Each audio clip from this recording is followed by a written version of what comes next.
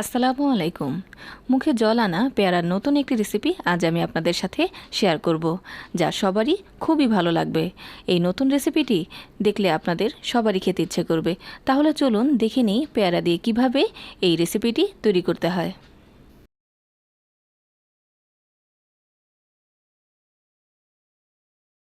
আমি এখানে 3টি বড় সাইজের পেয়ারা ধুয়ে পরিষ্কার করে নিয়েছি। এখন আমি পেয়ারাগুলো একটি ছুরির সাহায্যে কেটে নেব।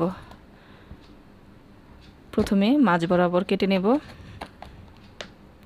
তারপর যে কালো অংশটা আছে সেটাও ফেলে দেব।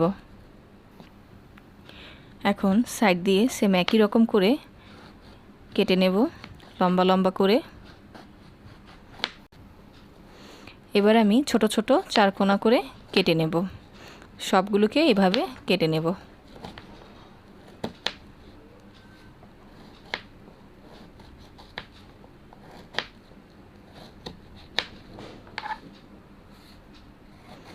ঠিক একইভাবে বাকি পেয়ারাটুকুও আমি কেটে নেব।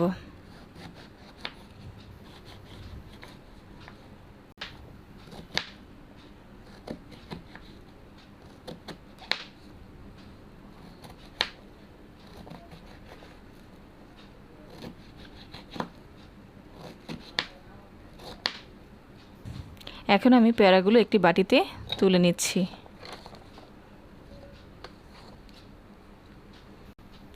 এখন অন্য একটি পেয়ারাকেও আমি মাঝ বরাবর কেটে নেব। সবজি কাটা দিয়ে পেয়ারাটাকে আমি কুচি কুচি করে নেব।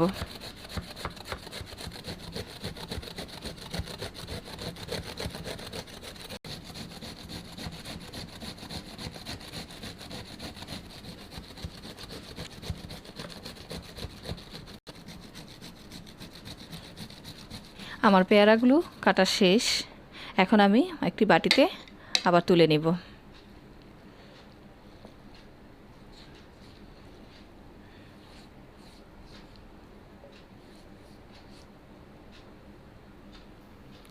এখন আমি ধনেপাতা কুচি করে নেব।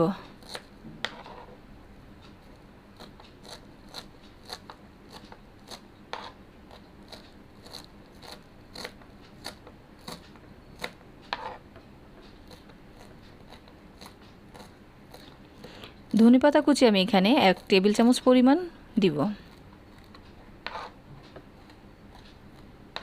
আমি ধনেপাতা কুচিগুলোকেও তুলে নিচ্ছি। সাথে দিয়ে দিচ্ছি 3টি কাঁচামরিচ। আমি কাঁচামরিচগুলোকেও টুকরো করে নিচ্ছি।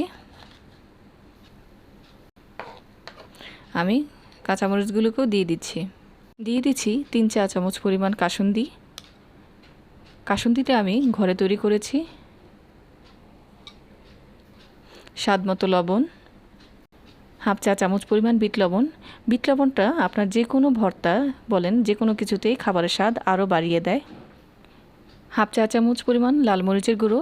আপনারা এখানে আপনাদের পছন্দ মতো আপনারা মরিচটা ব্যবহার করবেন, কে কতটুকু ঝাল খেতে পছন্দ করেন সেই হিসাবে। দিয়ে দিচ্ছি 1 টেবিল চামচ পরিমাণ চিনি। দিয়ে দিচ্ছি 1 টেবিল চামচ পরিমাণ টমেটো সস। দিয়ে দিচ্ছি 1 টেবিল চামচ পরিমাণ তেঁতুলের সস। চাট মশলা দিয়ে দিচ্ছি হাফ চা চামচ পরিমাণ।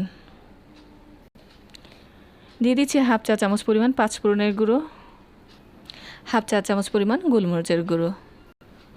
এখন ভালোভাবে 2 চামচের সাহায্যে মিশিয়ে নেব। আমার মাখানো শেষ। তৈরি হয়ে গেল মজাদার স্ট্রিট ফুড পেয়ারা মশলা।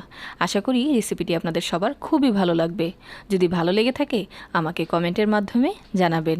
আপনাদের লাইক, কমেন্ট, শেয়ারই আমার অনুপ্রেরণা। তাহলে আজকে এই পর্যন্তই। আবারও হাজির হব নতুন কোনো রেসিপি নিয়ে। আল্লাহ হাফেজ।